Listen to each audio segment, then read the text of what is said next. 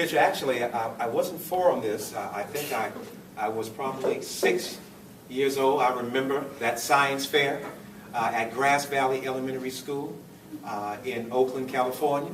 And I remember that I deserved a better grade than I got. And as you can see, there's nothing really scientific going on there. But I thought just, coloring something and claiming it was scientific would garner a better grade.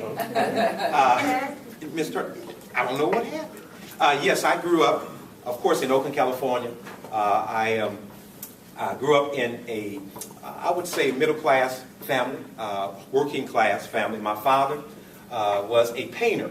He painted automobiles. And my mother was, at the time, she worked at PG&E early on in my young childhood, and then she became a stay-at-home mother and she got a promotion, of course, that she was promoted to staying at home and taking care and strategizing and raising her son, who was a handful.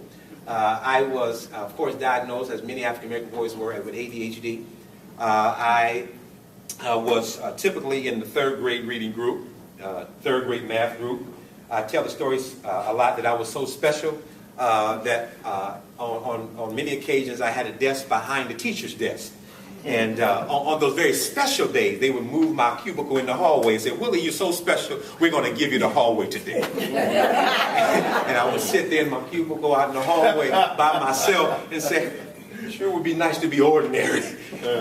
But that had, and we'll come back to that in terms of how I mentally and emotionally, how that shaped me. But again, this is my beginnings. Next slide. Oh, Superintendent. I know, I'm just not. Help me out. This is a few years later. You wouldn't know I was precocious one, so this is the next year. We grow fast in the Anderson family. Oh, I'm sorry, not a bug. You're all right. Just a clip. Okay. But as you can see, of course, the handsome gentleman at the bottom, that's my dad. And of course, the gorgeous woman to my right on the picture was my mom. And we didn't lose our mom, but my mom passed away on last year in October. And she transitioned on. Wonderful impression she made on me. I come from a family. My parents have been married for 45 years. And of course, as you can see, I have 4 sisters. The one in the middle with the red shirt on, that was my cousin. After my aunt passed away, my father, who was my father's sister, my 2 younger cousins became part of the immediate family. However, in our tradition, it really was family. We didn't say, "That's right. Exactly. Come on in, you're part of the family now." They just start sleeping at my house. We didn't have to get in the car to go visit. And so, of course, my older sister, who claims she's my younger sister to the right of my mom. Of course, as you can see, what is unique in this picture is that there's only one boy. And so I grew up with 4 sisters and all of their friends. And of course, my 2 cousins and all of their friends. So I was what kind of boy? I was a mama's boy. And I loved her dearly. And however, my perspective, my conscience, my worldview is shaped by the maternal instincts and the paternal environment that I grew up in, and the women environment. So someone called me. I don't want to get in trouble, so I'll leave that alone.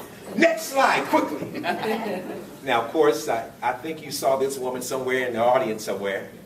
But this is my lovely wife of 14 years, and the mother of my 2 daughters. And so we've been married in February, of course, of next year, it'll be 15 years. Here I am already projecting into February. But she is a partner of mine, and I won't say in crime, but she has been a part, everything else but the crime. But I would not be the person who I am without her strength and prayerful support. So I can stay there a long time, but I've said enough to warn a nice meal this evening. All right. All right. And of course, these are my 2 angels, of course. This is a few years ago.